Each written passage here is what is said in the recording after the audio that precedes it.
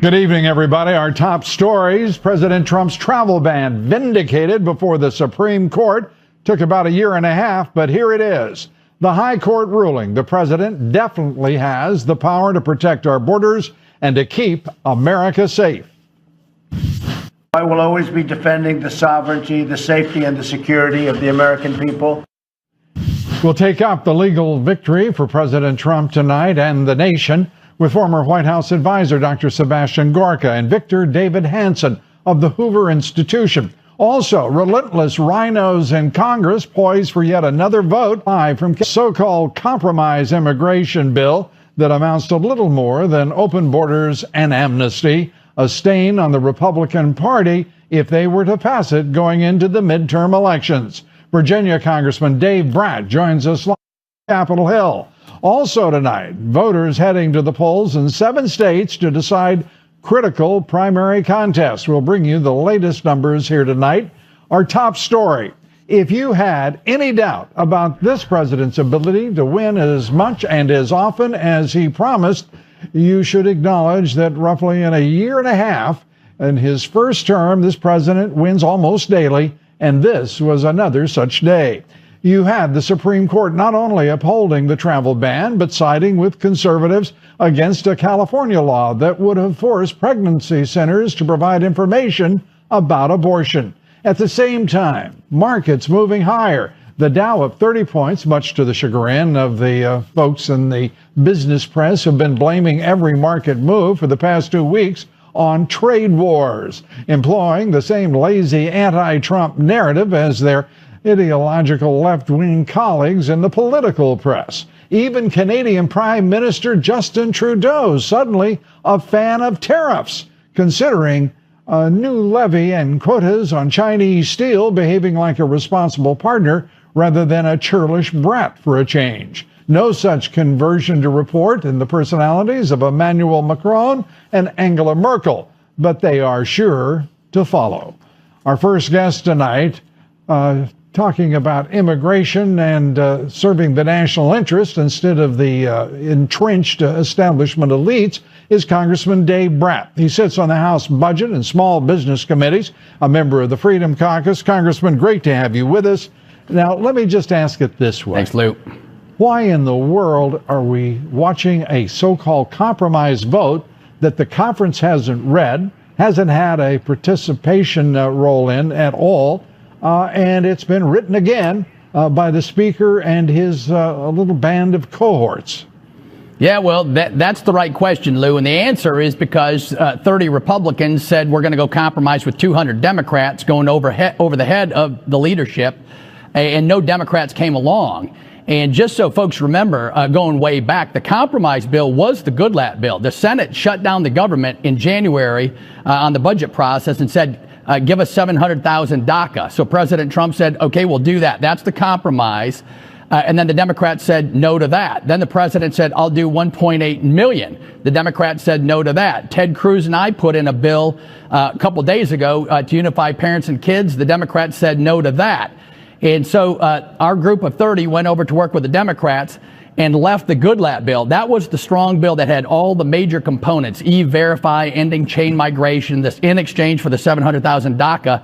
The problem with the new compromise bill is it's 2 million DACA at least, and you won't get any border work done at all because we'll be processing those folks with no paperwork from Honduras, Guatemala, El Salvador, et cetera. Congressman, whether you call it the Goodlatte bill, the compromise bill, the leadership bill, it's a pile of junk put forward by the Chamber of Commerce, the Koch brothers, the Business Roundtable, and Wall Street.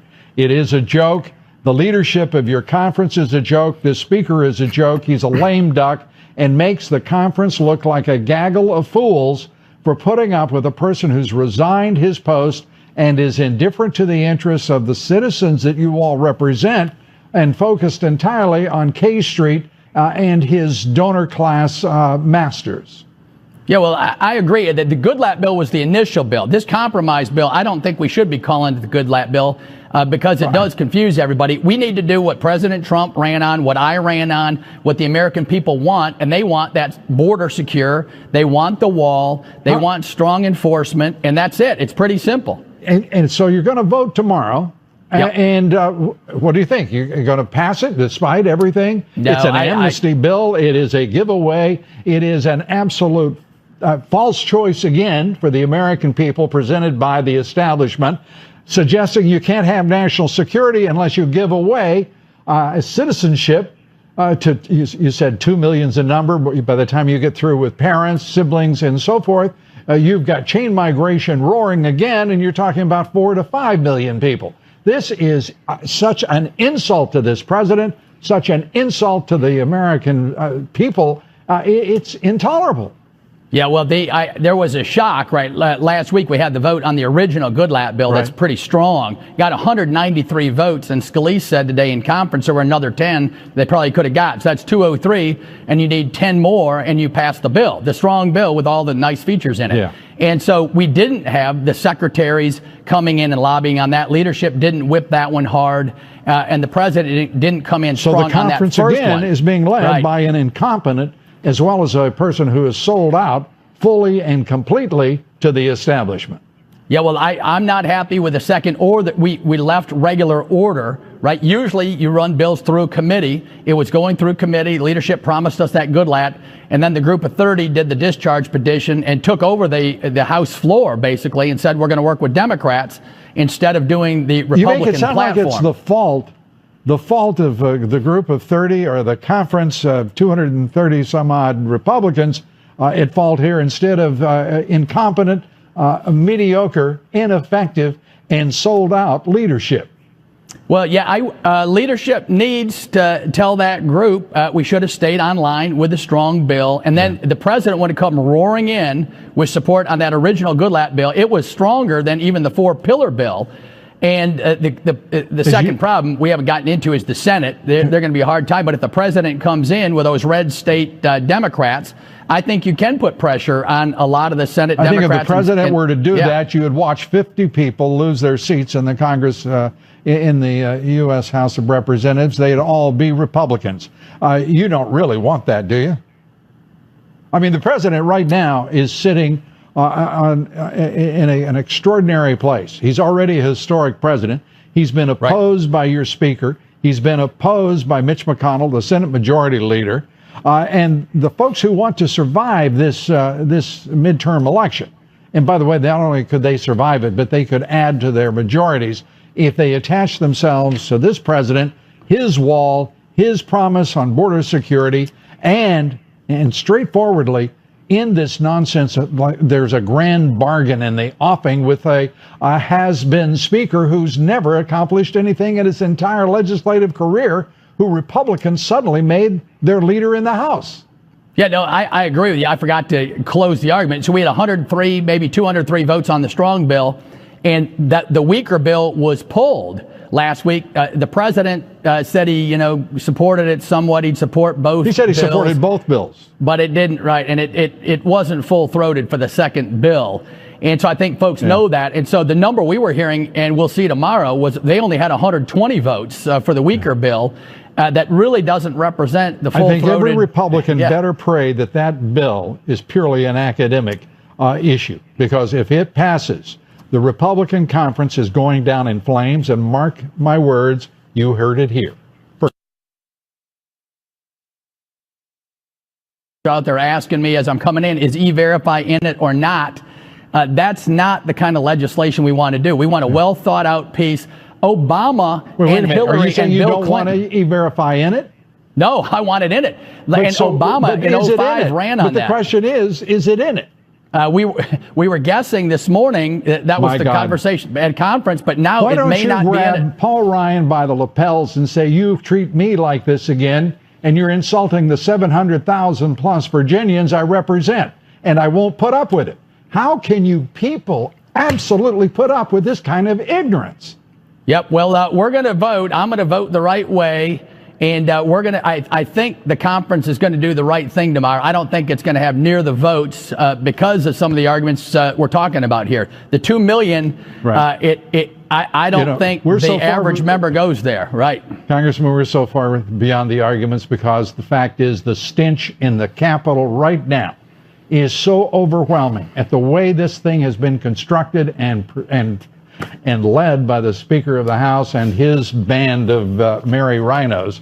It's appalling. I mean, it's embarrassing to the nation and an insult again to the President of the United States, who, by the way, is the only hope that all of the people in that House of Representatives have of getting reelected is if they stand with him. Congressman, we're over time. I appreciate it. I wish you all the best. Thanks so much. Thank you, Lou. You bet. You bet. Thank you. Up next, a House ethics complaint filed against Maxine Waters for inciting violence on the Trump cabinet and administration. We take it up after the break. Chris Farrell from Judicial Watch, which has requested the investigation, joins me next. Stay with us.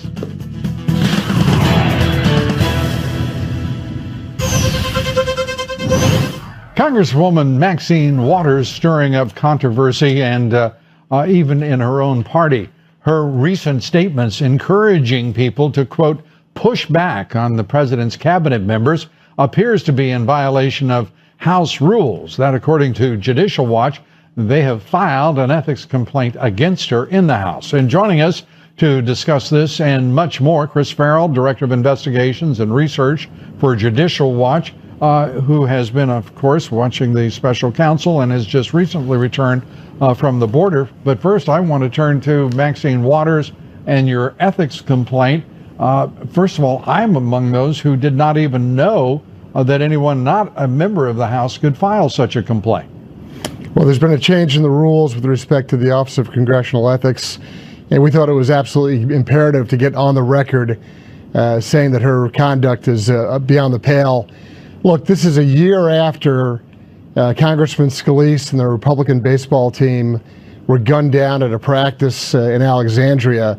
Thankfully, Mr. Scalise recovered, but another lunatic from the left took action, and this is exactly what Maxine Waters is looking for. She knows exactly what she's doing. Don't underestimate her. Her cartoonish behavior, her outlandish, actions are one thing, but she knows exactly what she's doing, and it appeals to the lunatic left and their allies in the Antifa gang.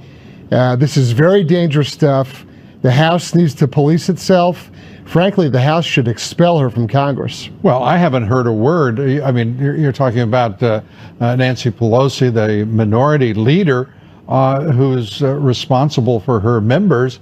I haven't heard a word from her, but, incredibly, we haven't heard a word from Speaker Ryan. I know he's a lame duck and he's not worth a hoot at what he does, but at least it looks like he would go through the motions and at least tip his hat a bit to his responsibilities as you suggest, as Speaker. Yeah, this is not just reckless talk on the part of one kind of wacky member. This has got to be contextualized. We've now had actions taken against Trump administration officials where there's been outrageous, abusive, obnoxious behavior. This is a form of assault. It's without question harassment. But that is it is criminalized as assault. And again, this is a year after Mr. Scalise was gunned down by a lunatic lefty. This is not just hot air and words. No, you're watching the left become an activist mob. We're watching whether it's the Occupy ICE, whether it's Antifa, whether go through the list of the conduct of these folks on the left, these activists. I mean, it's beyond, to me, tolerance. And I don't understand why it's being tolerated, particularly. It seems to me that there was a federal law and regulation at one time that you could not threaten a federal official. And we're watching it happen almost daily. What in the world is going on? Where are the U.S. Marshals? Where is the Secret Service? And why is it being permitted? It shouldn't be. It's literally criminal. The House has an obligation to police itself. And so we're doing what we can to call attention to it and to force the slow-moving gears of Washington to do the right thing. Let me know when you hear from Speaker Ryan. Would you do that? I'm sure it will be almost instantly. Don't hold your breath. Don't hold your breath. Don't worry. I never do. Let me turn to your trip to the border. We know the border is a sieve. The president has said a number of times that they're building the wall. it is patently not a wall. It is a fence. It is border security. But this Speaker of the House again made certain that the omnibus bill provided no funding to build a wall. They're doing everything they can to both thwart the president and the will of the American people. Let me tell you something, more reckless language from the left. All the federal agents I spoke with, and these were rank and file members, not the brass, of Border Patrol, ICE, Customs, they are all furious at the reckless language being used to characterize them as Nazi concentration camp guards.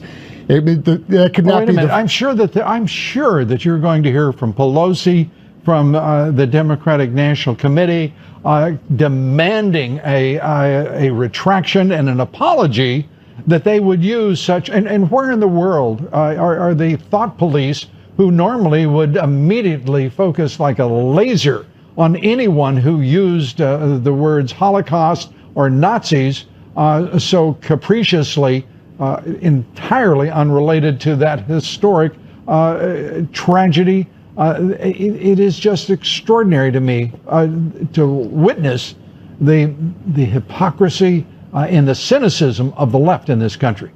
The virtue posturing is repulsive, but look, these rank and file officers out there on patrol, they bend over backwards, put themselves at great personal risk to protect kids, right? That this whole, look, there is a situation with families that have been split in the last few months, but this problem has been going on for decades. By the way, I'm not sure that's even true. I don't think we can say that, Chris. Let me just interrupt you just for a second. Sure. I don't know that what we know right now. We know that the most recent numbers are something like 2,000. We don't know who they are, who they're related to. We don't know why they've been distributed around the country as they have been. We do have assurances that every parent can find those children. I don't know how, but what we're watching is horrific reporting because there's more virtue posturing, as you put it, on the part of the national left-wing media than there is just plain old-fashioned independent objective reporting. They're all working on an ideological slant. From Nogales, Arizona to Douglas, virtually all of these unaccompanied children are being used as essentially subway tokens to get into the country. That's a terrible way to put it. I mean, they're with human traffickers, sex traffickers, and no one wants to talk about it on the left. They're being criminally exploited by drug traffickers and human traffickers. This is a gimmick. And the left is using this as a propaganda stunt to change the conversation. And the president has had none of it, to his credit. He's not putting up with any of it. The facts on the ground are children are being criminally exploited for drug trafficking and human trafficking. Right. That's the facts. Chris, thanks so much for being with us. We appreciate it. Chris Farrell of Judicial Watch. Thank you. Thanks. Up next, House Republicans under lame duck Speaker Ryan trying to pass an immigration bill tomorrow that they haven't read. They don't know what's in it. Yeah, this is your idea. Is it my idea? Our idea of responsible legislative leadership? I'll have a few thoughts about the party's failed efforts to reach an immigration compromise. And first of all, I don't understand why their compromise is even remotely being entertained by anyone, whether the president, the Congress, anyone. There's no compromise when it comes to national security. Stay with us. We're coming right back. Welcome back. I've made no secret of my contempt for the politics of Speaker Ryan and his like-minded band of rhinos in the House and the Senate.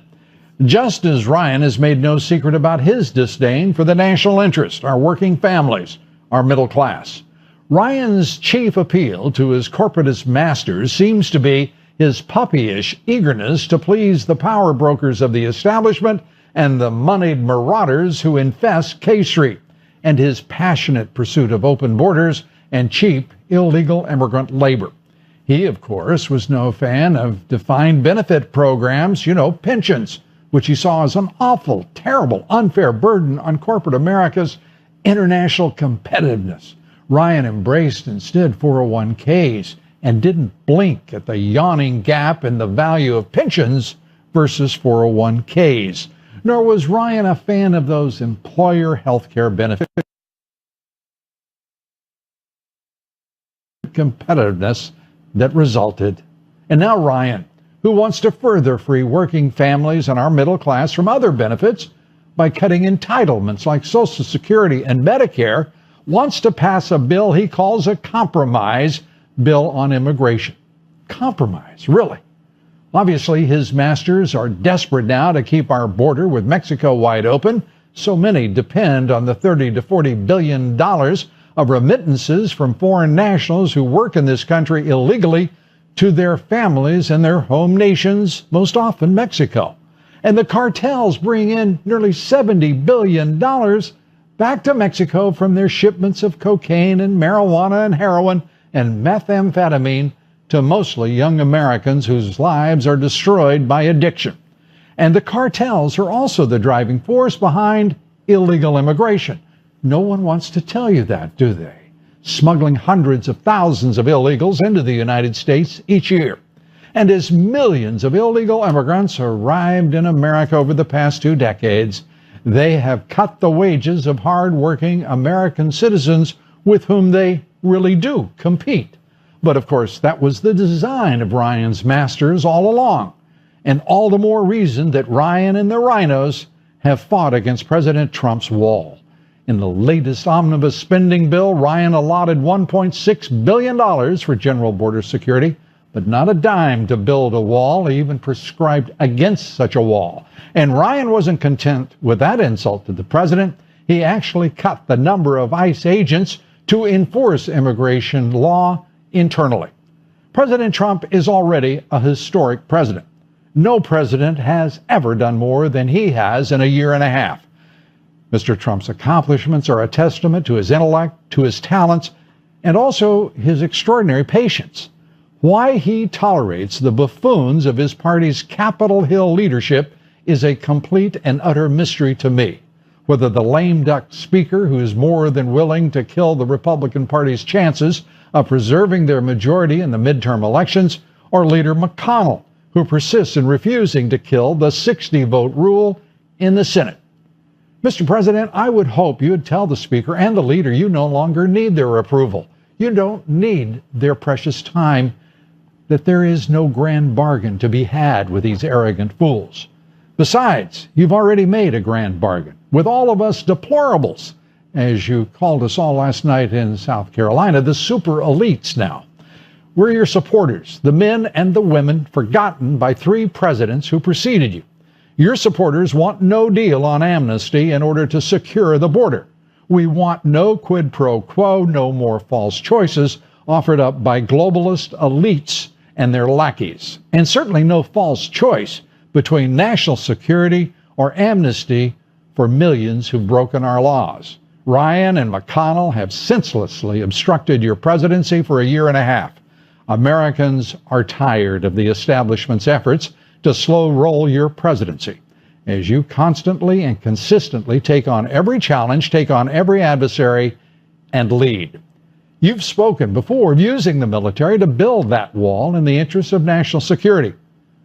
So please, Mr. President, build the wall, whether with the Army's Corps of Engineers or contractors like Bechtel or Boeing or the Navy Seabees. The Seabees motto, Mr. President, you'd have to love. It is Construmus Bacimus.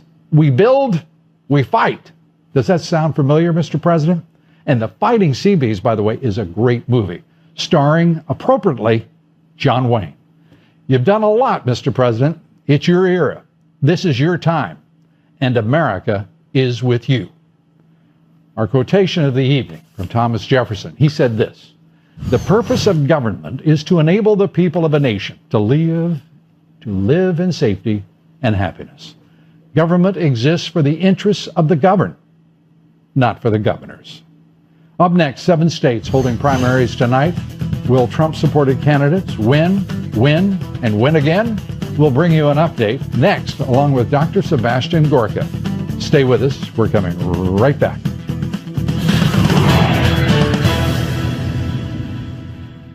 Why do experts believe? Well, breaking news now. White House Press Secretary Sarah Sanders to receive Secret Service protection as soon as tomorrow. Sanders, the victim of left-wing attacks and insults over the president's immigration policies. She was recently kicked out of a Lexington, Virginia restaurant because she works in the Trump administration. And joining us tonight is Dr. Sebastian Gorka, who previously worked in the Trump administration, Fox News national security strategist, former strategist to the president. Great to have you with us. I am very pleased to hear that Sarah Sanders is receiving Secret Service protection. I think that should be available to everyone of any part of this administration who is being threatened. Your thoughts? Well, it's the sad reality of the political environment today when you have people on national television, not just guests, not just commentators, but hosts saying, if you just voted for Donald Trump, you don't have to work for him, you're a Nazi, you're a bigot. That's the kind of collective guilt approach that was used by a man called Adolf Hitler when he built the Third Reich. So the left is out of control. And this isn't a new story. Remember, Betsy DeVos. This started with threats against her. We've had threats against. This is the latest. As far as I know, she's had protection throughout. Since that, she has that incident. As you say, this is not new. But the fact is, what is new is that there is not a consequence for this kind of assault and harassment on the part of these. I mean, we've learned today this intern.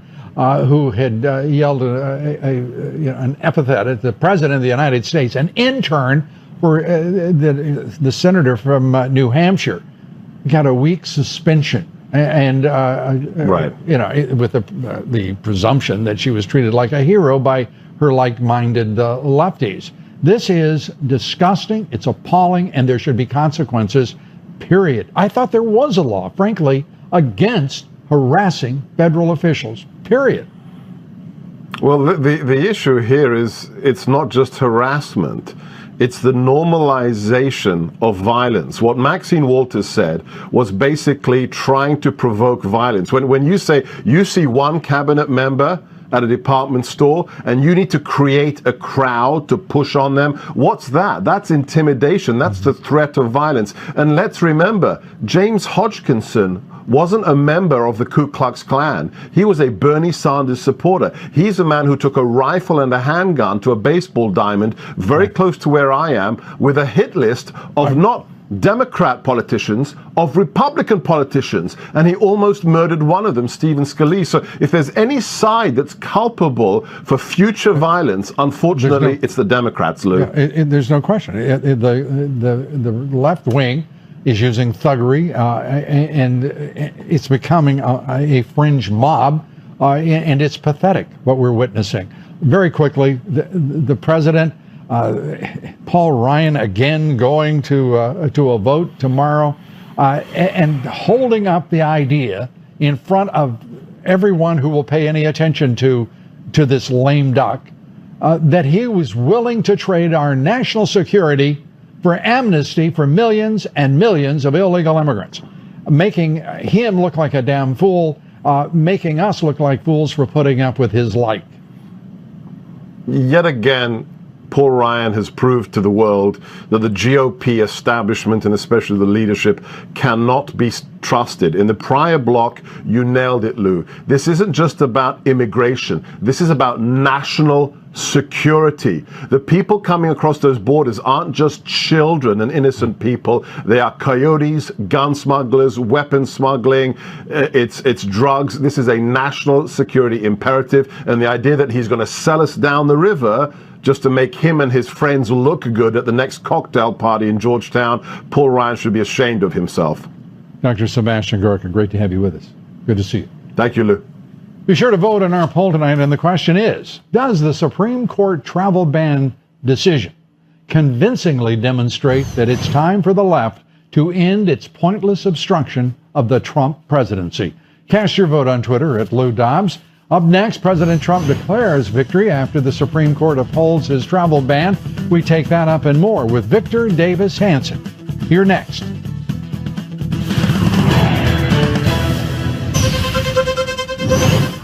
The president today awarded a posthumous Medal of Honor to Army First Lieutenant Garland Connor. The Kentucky native served 10 campaigns and 28 months of World War II. He was wounded 7 times in combat. He's been called the second most decorated World War II veteran. Only actor Audie Murphy had more decorations. This is incredible. The man won 4 Silver Stars, a Bronze Star, 3 Purple Hearts. Remember, he was wounded 7 times, and the Distinguished Service Cross.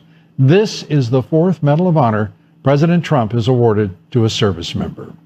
Troubling numbers from the Customs and Border Protection Agency concerning illegal border crossings. More than 5,000 convicted criminals have been arrested trying to enter the United States across our border with Mexico in just the last 8 months. That includes 505 confirmed members of violent gangs, particularly MS-13, the 18th Street Gang, and the Mexican Mafia. Joining me tonight, National Review columnist, Hoover Institution Senior Fellow, best-selling author, Victor Davis Hanson. He's the author of the extraordinary book, The Second World Wars, How the First Global Conflict Was Fought and Won.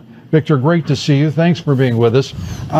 The travel ban today, the president announced, I thought with great magnanimity, to say that this was a victory for the country, and indeed it was. That national security, the responsibility and authority for it, in the view of the High Court, belongs to the president.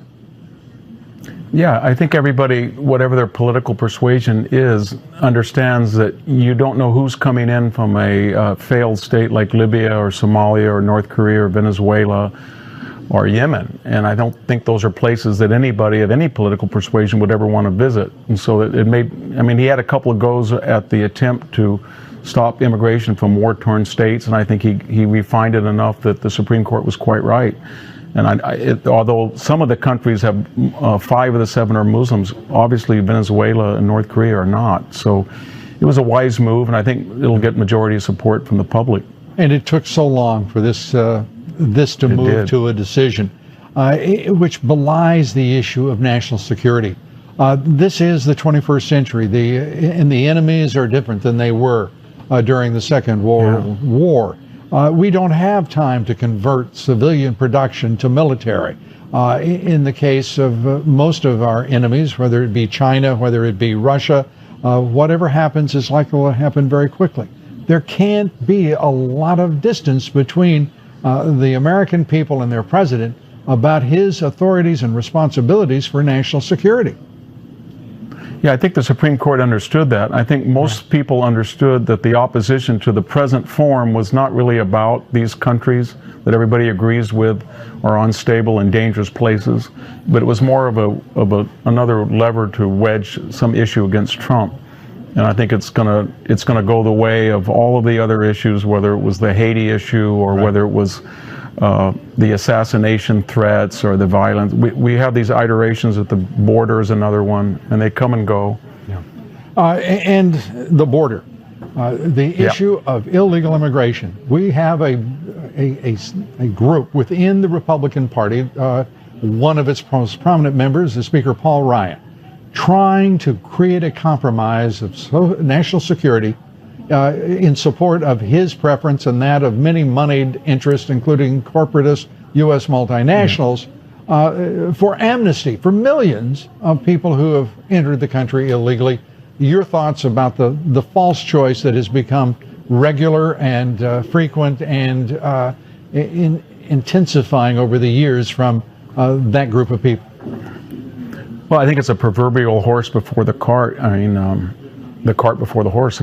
What are you going to do with the border? The border is wide open right now. And before you talk about giving it, I hope he means a green card. If he means amnesty, that's unhinged. But if somebody's been here 10 years, they have not broken the law other than entering and residing illegally, which is breaking the law. They haven't committed a crime. They're not on public assistance.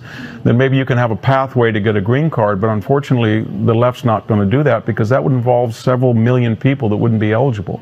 Right. But more importantly, Lou, I don't know what our relationship, maybe you do or your listeners, with Mexico today. Mexico facilitates a transit of over 1 million people over the last few years from Central America.